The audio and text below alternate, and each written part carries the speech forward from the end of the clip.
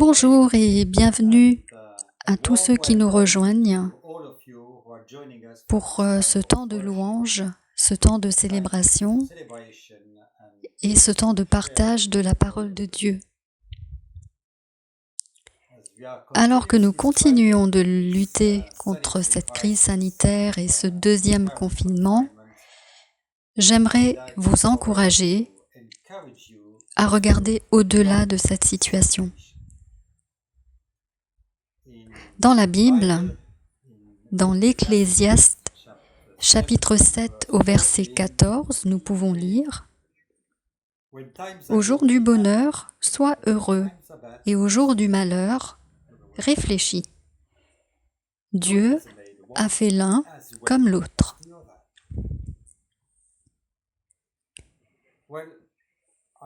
Alors moi, j'ai été surpris de voir combien cette situation nous impacte, alors que nous faisons tous face de manière très différente et alors que nous réagissons de manière très différente, et cela en retour a un impact aussi sur nos habitudes. Je pense que c'est un temps et une opportunité, et je souligne bien ce mot, opportunité, de revoir notre place et reconnaître nos limites, notre vulnérabilité, mais encore plus notre dépendance sur Jésus, l'agneau de Dieu que nous pouvons lire dans le livre de l'Apocalypse. Pour les annonces, voici les points principaux pour la semaine qui vient. Le jeudi soir, notre réunion de prière en ligne à 19h, qui dure à peu près 30 minutes et qui est ouverte à tous. Alors, joignez-vous à nous. Le lien vous est envoyé par email, mais est aussi dans notre lettre de nouvelles. Notre lecture quotidienne qui est dans l'Apocalypse, et en ce moment, nous lisons le chapitre 9. Ne manquez pas également la vidéo de milieu semaine du pasteur Charles sur ce livre de l'Apocalypse. Et enfin, les groupes de connexion continuent également par Zoom. Merci de vérifier auprès de vos responsables pour les détails. Je vous invite à nous rejoindre à notre culte en ligne et nous allons commencer avec un temps de louange dirigé par Trevor et aussi la parole de Dieu partagée par le pasteur Charles. À toi, Trevor.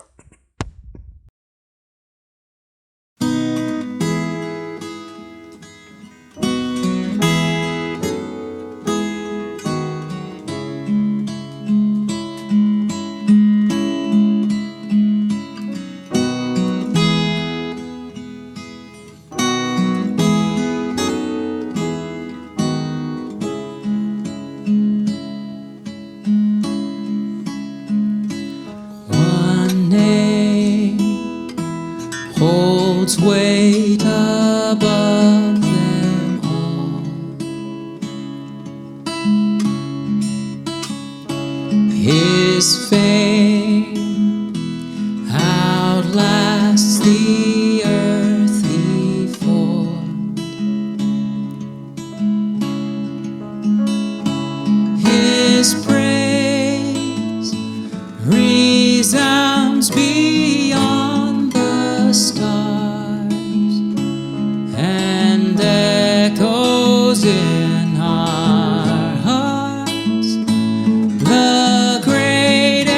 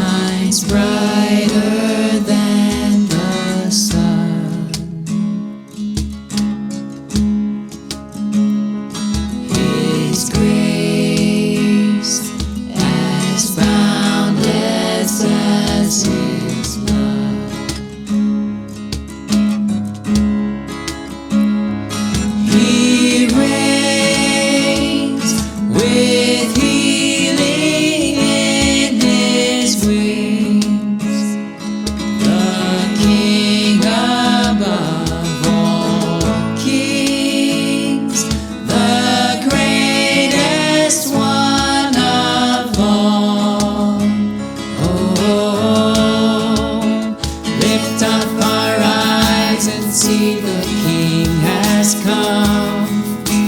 Light of the world, reaching out for us.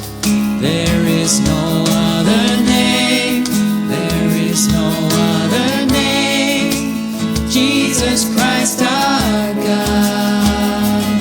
Oh, seated on high, the undefeated one.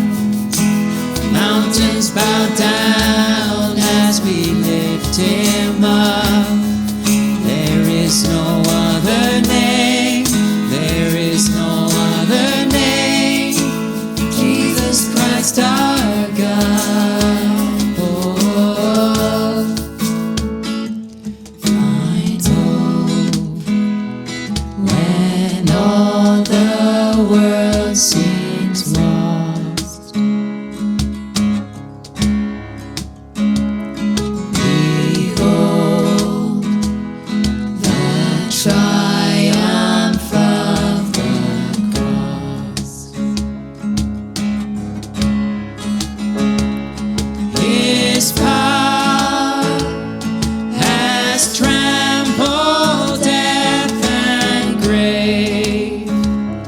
Our life found in his name, the greatest name of all. Oh, lift up our eyes and see the King has come. Light of the world, reaching out for us. There is no other name, there is no other name.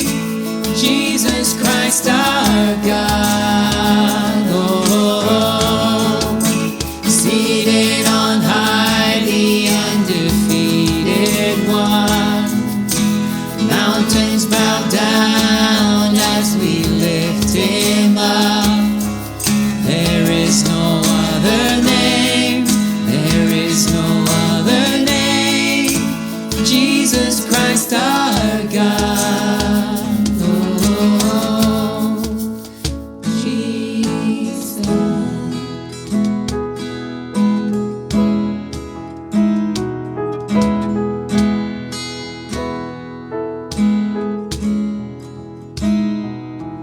The earth will shake and tremble before him. Chains will break as heaven and earth sing. Holy is the name, holy is the name of Jesus, Jesus, Jesus. The earth will shake and tremble before him. Chains will break as heaven and earth sing. Holy is the name, holy is the name of Jesus, Jesus, Jesus. Lift up our eyes and see the King has come. Light of the world, reaching out for us. There is no other name, there is no other name. Jesus Christ our God. Oh, seated on high, the undefeated one. Mountains bow down as we lift him up. There is no other name, there is no other name. There is no other name, there is no other name. Jesus.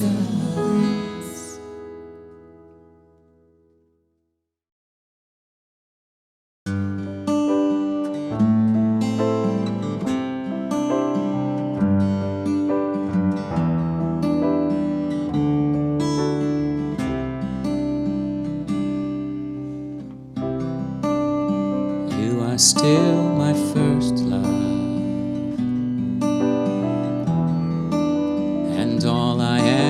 is yours. You are still my anchor. Forever I'm secure. You are still my first love. You're my guiding light. You're with me in the fire, and you lead me through.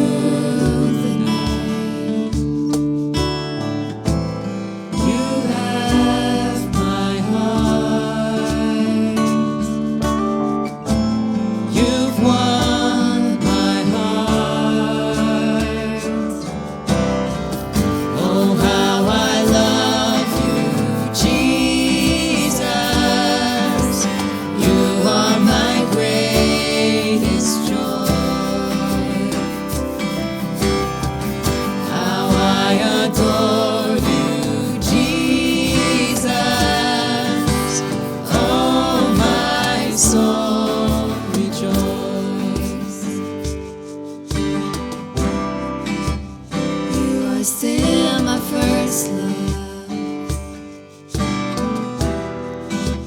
and all I'm longing for. You'll always be my fortress, my shelter in the storm.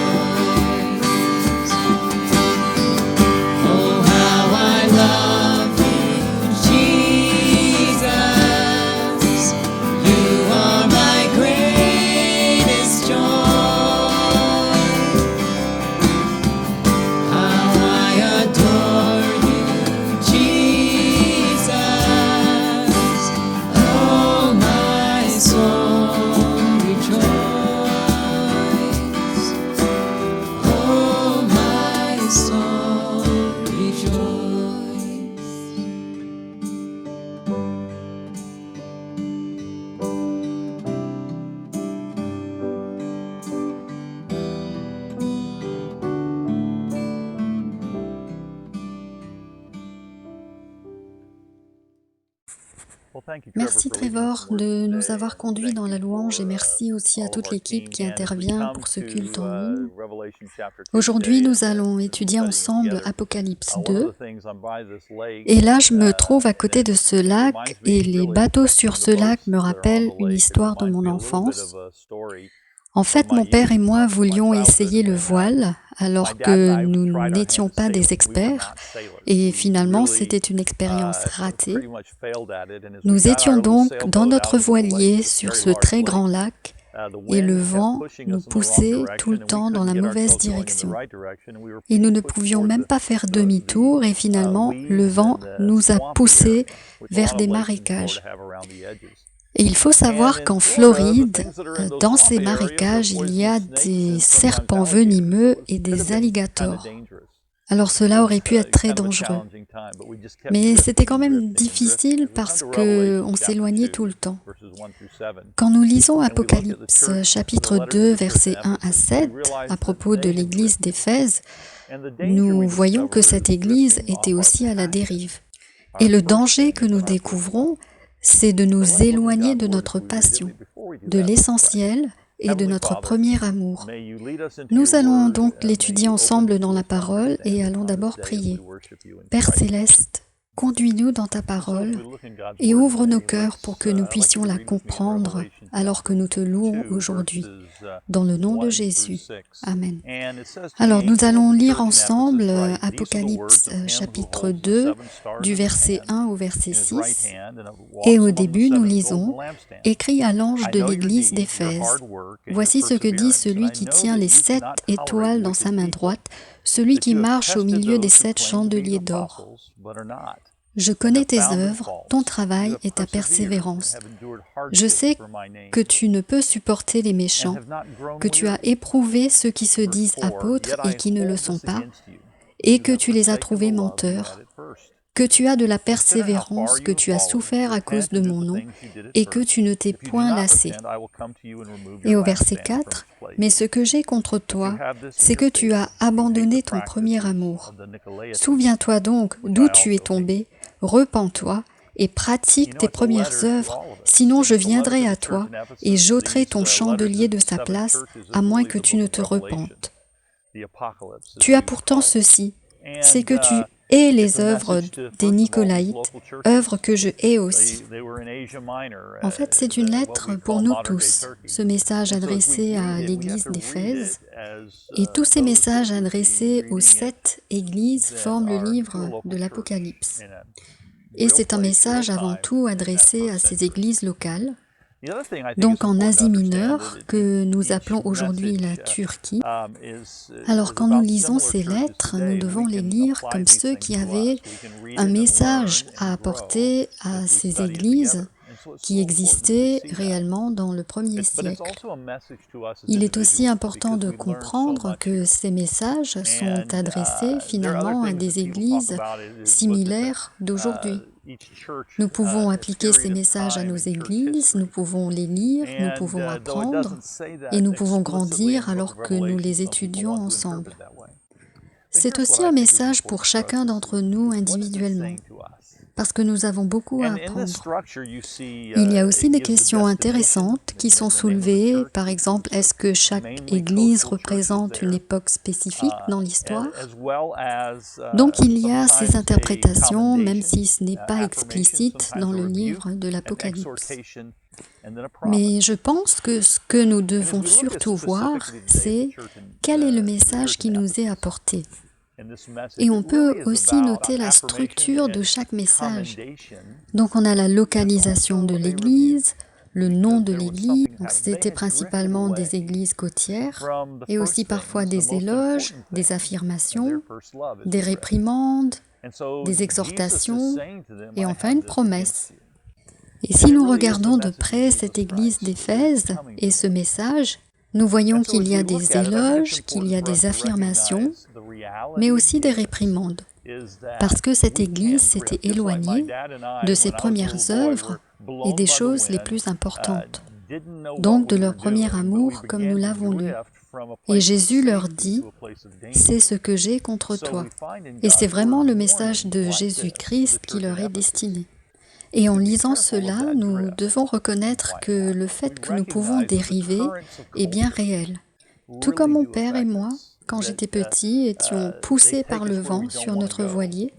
Nous ne savions pas ce que nous faisions, mais nous nous sommes éloignés d'un endroit en sécurité à un endroit dangereux. Donc nous pouvons voir dans la parole des avertissements comme ça de la part de Dieu à l'église d'Éphèse. Donc faisons attention à ces dérives. Et pourquoi elles arrivent? Nous reconnaissons aussi que les courants de la culture nous impactent et nous amènent souvent là où nous ne voulons pas aller. Donc ce sont ces problématiques culturelles de non-croyance ou de doute. Et alors nous négligeons la passion qui nous anime quand on marche avec Jésus. Et c'est cette passion qui nous aide à nourrir notre premier amour. Et alors nous trouvons des distractions et toutes sortes de choses qui viendront affaiblir notre passion pour Jésus. Nous devons donc les reconnaître et en être avertis. Vous voyez, lorsque nous dérivons de nos premières œuvres, nous perdons la nature essentielle de notre identité, donc ce qui nous définit en tant qu'Église et en tant que disciples. Les conséquences sont graves, mais la façon de s'en détourner est très claire pour nous. Et cela commence par comprendre pourquoi nous dérivons. Et la première raison est la négligence. La négligence des choses qui sont essentielles, la négligence du premier amour. Et en fait, nous ne pouvons pas renoncer à l'essentiel. Et parfois, nous sommes dans cette mentalité où nous pensons, ben ça c'était les choses du début, maintenant nous avons changé. Mais la réalité, c'est que nous ne pourrons jamais nous défaire de ces premières choses qui sont les fondations. Nous devrions plutôt leur redonner toute leur importance. Et alors, dans ce passage, nous lisons « C'est ce que j'ai contre toi ». Et je suis sûre que toutes ces personnes qui ont entendu cela, après avoir entendu toutes les éloges sur eux, étaient bien surpris. Et c'est comme si Jésus en était même convaincu plus qu'il ne les réprimandait. Mais je pense qu'ils étaient quand même très surpris parce que la négligence passe souvent inaperçue. Ce sont des petits compromis, ce sont des distractions, des occupations, et ces petites choses qui nous occupent, qui nous empêchent de regarder à Jésus. Ça peut même être parfois des préoccupations à propos de la vie et même de la religion, et même des choses qui nous occupent dans la vie quotidienne. Quand nous commençons à faire des choix en mettant Jésus en dehors de notre emploi du temps, alors Jésus et nos pensées envers lui et notre passion pour lui deviennent des choses secondaires. Et nous devons faire attention à tout cela, ce sont des avertissements pour nous. Nous négligeons des relations pour les remplacer par des rituels. Et nous pensons qu'avec ces rituels, nous accomplissons les mêmes choses, alors que nous dérivons, nous nous éloignons de l'intimité relationnelle que Dieu nous appelle à vivre. Il me semble que c'est ce qui se passait dans l'église d'Éphèse. Donc en premier, nous devons reconnaître la négligence. C'est la première raison. Mais ce n'est pas la seule. En lisant plus loin, nous découvrons aussi qu'il est question de choisir des choses qui nous paraissent agréables, mais au détriment de l'essentiel. C'est vrai que ce qui est agréable est bon, et nous ne devrions pas le renier, mais quand nous regardons dans la parole de Dieu, nous voyons qu'il en parle dans les 3 premiers versets.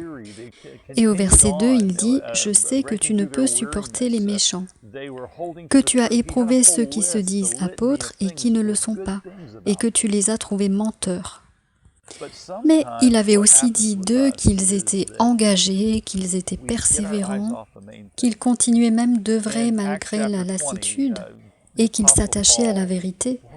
En fait, il avait toute une liste d'éloges à propos de ces personnes. Mais parfois, ce qui peut nous arriver, c'est que nous détournons les yeux de l'essentiel. Et dans le livre des Actes, chapitre 20, donc 4 années auparavant, et rappelons-nous en passant que la lettre aux Éphésiens avait été écrite des dizaines d'années avant l'Apocalypse, donc Paul était allé visiter l'église d'Éphèse des dizaines d'années avant ses messages dans l'Apocalypse. Et il leur donne aussi un avertissement dans Actes chapitre 20. Et il dit au verset 29, « Je sais qu'après mon départ, des loups cruels s'introduiront parmi vous et ils n'épargneront pas le troupeau. De vos propres rangs surgiront des hommes qui donneront des enseignements pervertis pour entraîner les disciples à leur suite. Restez donc vigilants. » Alors c'est un super avertissement, mais il semblerait que cette liste d'éloges à propos des Éphésiens étaient devenues les seules choses dont ils se préoccupaient. Et cela peut nous arriver à tous. Nous choisissons des choses agréables, mais nous négligeons l'essentiel, nous négligeons le meilleur.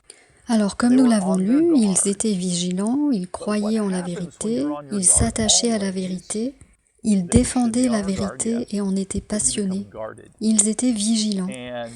Mais ce qui se passe quand nous devenons trop vigilants, nous devons être vigilants, oui, mais nous commençons à être sur nos gardes. Et alors ce n'est plus à propos de la passion pour Christ, mais il s'agit alors plus de défendre la vérité. Et alors il y a un équilibre qui peut se perdre. Et alors, ce qui nous définit concerne de plus en plus des choses que nous dénonçons que des choses auxquelles nous croyons. Et je pense que là est le danger, car on devient protecteur, oui, mais jusqu'à s'enfermer dans un confinement théologique. Et c'est parfois ce qui arrive, parce que plus on s'enfonce, plus on s'isole, et on ne voit plus l'importance d'avoir une passion pour Christ et de partager son amour pour les autres. Et ce sont des défis que nous traversons parfois et nous devons les reconnaître. Et le danger, c'est que nous finissons par retenir notre amour alors que c'est ce qui devrait nous définir. La peur du mensonge peut devenir plus importante que l'amour de Dieu et celui des autres. Et alors nous reculons dans la peur au lieu d'avancer dans l'amour et la grâce. Car la chose essentielle reste quand même notre amour pour Christ et son amour pour nous. Et je pense que la troisième chose que nous pouvons retenir, c'est que nous dérivons lorsque nous passons d'une dépendance de la prière à une indépendance orgueilleuse. Vous voyez, l'Église d'Éphèse avait reçu toutes ces éloges et toutes ces choses qui étaient en leur faveur. Et ce qui peut arriver, c'est qu'on commence par croire que ce sont ces éloges seuls qui nous définissent, que nous défendons la vérité et nous devenons même légalistes à propos de ces choses. Et la réalité, c'est que nous pourrions devenir plus légalistes que aimants et remplis d'amour. Et il leur dit au verset 4, « Mais ce que j'ai contre toi, c'est que tu as abandonné ton premier amour. Souviens-toi donc d'où tu es tombé. » C'est comme se prendre une gifle. C'est comme un signal d'alarme. Et donc pour une Église qui avait développé de l'orgueil dans sa mission de défendre la vérité, d'être confrontée à un reproche d'avoir perdu leur passion et leur amour, je pense que c'est une réalité. Et c'est dangereux, car nous pouvons voir historiquement des églises qui en ont été affectées. C'est l'orgueil. Est-ce que l'orgueil a fini par remplacer la passion et la dépendance de Dieu? Nous pouvons le voir dans la parole de Dieu, nous pouvons le voir dans l'histoire des églises. Et d'autres églises disaient du bien de cette église. Cette église était la première sur la liste. C'était peut-être même la plus grande église de l'Asie mineure.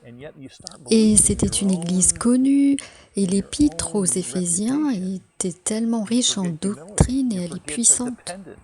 Et il n'y avait pas beaucoup de réprimandes dans cette épître. Il y avait beaucoup d'assurance et les personnes devaient se dire « Waouh, ça c'est l'église ». Et pourtant, ce qui peut arriver dans ces cas-là, c'est qu'on commence à croire dans notre propre réputation. Et on finit par oublier l'humilité, on finit par oublier la dépendance de la prière. Et en ayant travaillé avec de nombreuses églises et en ayant étudié l'histoire des églises, je peux constater qu'il y a ces églises qui ont démarré avec cette dépendance de la prière, avec cette passion pour Christ, et qui pensaient qu'elles avaient accompli leur mission. Et nous aussi, en tant que croyants, nous pouvons croire ces choses. J'ai réussi, j'y suis arrivé, mais ce n'est pas juste. Cela nous éloignera de Dieu au lieu de nous rapprocher de Dieu. Et il ne s'agit pas de trouver une assurance dans notre position en Christ. Oui, nous avons besoin d'assurance, mais cette assurance peut devenir une assurance en notre propre réputation.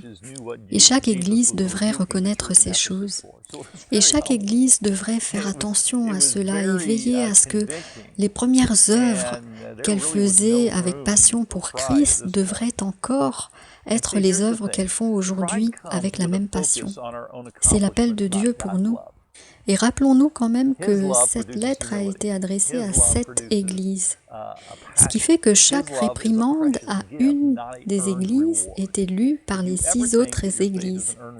Et donc nous réalisons que les autres églises étaient au courant des réprimandes que Jésus faisait à cette église d'Éphèse. Ça rend humble. Et à ce moment-là, il n'y a plus de place pour l'orgueil. Et en fait, l'orgueil est là quand nous nous focalisons plus sur nos propres accomplissements et non sur l'amour de Dieu. Son amour nous rend humbles, son amour nous rend passionnés, son amour est un don précieux, pas une récompense que nous avons méritée. Si vous pensez que votre foi est une récompense que vous avez méritée, alors vous faites une grosse erreur. Et alors c'est que vous ne comprenez pas ce que Dieu est en train de faire. C'est l'œuvre de Dieu, c'est son don, c'est sa bénédiction. Et nous devons nous en rappeler, car il est important aussi de le comprendre. La 4e chose, c'est que la dérive est dangereuse. Nous devons l'affronter.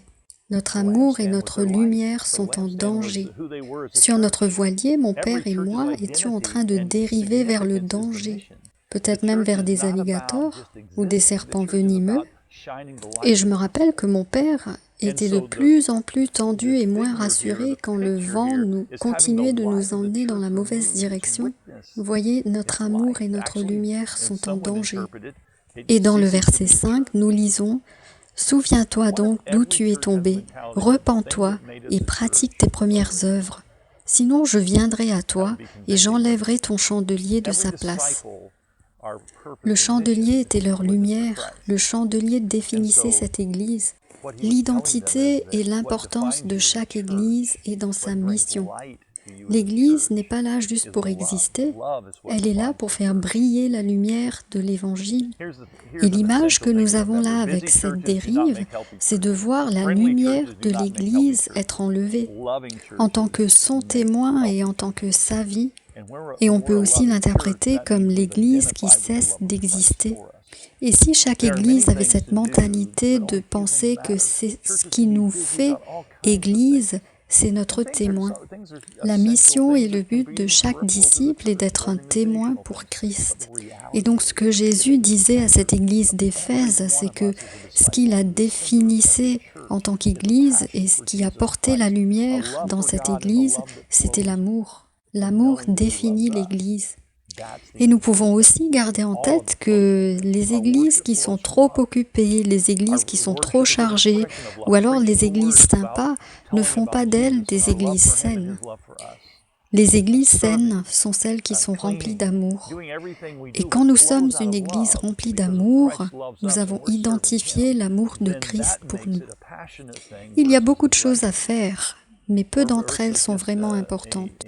Des églises peuvent être occupées avec toutes sortes de choses. Et ce sont des choses qui peuvent être très importantes pour l'Église, par exemple l'organisation d'un culte. Mais la réalité, c'est que si à l'intérieur de chacun d'entre nous se trouve un disciple, et si au centre de chaque Église il y a une passion pour Jésus-Christ, un amour pour Dieu et un amour qui découle de son amour pour nous, c'est là l'essentiel. Tout est dépendant de l'amour. Notre louange est dépendante de l'amour. La louange est une expression de son amour. La prédication, c'est parler de Jésus et de notre amour pour lui et de son amour pour nous. Servir, nettoyer, tout ce que nous faisons est rempli de cet amour qui coule. Parce que Christ nous aime, nous le servons.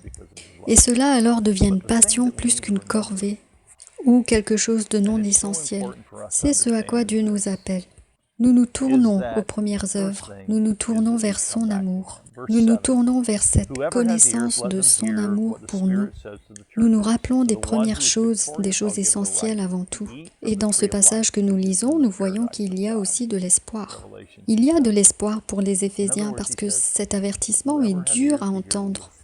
C'est difficile d'entendre que nous sommes en danger de perdre notre place en tant qu'Église. Voilà pourquoi les premières œuvres sont importantes, très importantes. Et dans le verset 7, il amène une belle définition même de l'Église. C'est l'amour de Dieu pour nous et notre amour pour lui, et tout ce que nous faisons est pour son amour. Mais nous devons nous rappeler, et c'est très important, que la première chose, c'est de retourner à Jésus. Au verset 7, « Que celui qui a des oreilles écoute ce que l'Esprit dit aux églises. Au vainqueur, je donnerai à manger du fruit de l'arbre de vie qui est dans le paradis de Dieu. » Et ce qu'il est en train de dire, c'est que celui a des oreilles écoute, il y a un retour possible. Il y a la victoire, il y a l'éternité. Dieu nous a promis le paradis, de vivre l'éternité avec lui. Et dans ce passage, quelles étaient les premières œuvres? On en a parlé avant, c'est l'amour de Dieu pour nous et en retour notre amour pour lui. Nous pouvons lire dans Éphésiens chapitre 1 versets 15 et 16, c'est ce que Paul dit aux Éphésiens. « C'est pourquoi moi aussi, après avoir entendu parler de votre foi dans le Seigneur Jésus pour tous les saints, je ne cesse de dire toute ma reconnaissance pour vous lorsque je fais mention de vous dans mes prières. Après avoir entendu parler de votre foi dans le Seigneur Jésus pour tous les saints. » La foi est notre réponse de l'amour de Dieu pour nous. La réputation de cette Église n'était pas dans les choses qu'elle dénonçait, mais dans les choses qu'elle défendait. L'Église était pour Jésus-Christ. Elle avait de l'amour pour les autres. Elle était pour les ministères. Elle était pour aller vers les autres et de faire des disciples. C'était ça les premières œuvres. C'est simple et en lien avec les commandements. L'amour pour Dieu, aimer son prochain, aimer Dieu de tout notre cœur et aimer notre prochain, comme nous nous aimons. Et c'est un bon rappel. La réalité, c'est qu'en faisant les premières choses en premier, nous retournons à son amour. Nous retournons à sa passion pour nous. En fait, Jésus est venu pour nous et nous répondons à cela. Et les choses que nous faisons en premier, c'est de reconnaître qu'il est venu pour nous. Il est mort sur la croix, il est ressuscité, il est venu par amour. Il nous aime.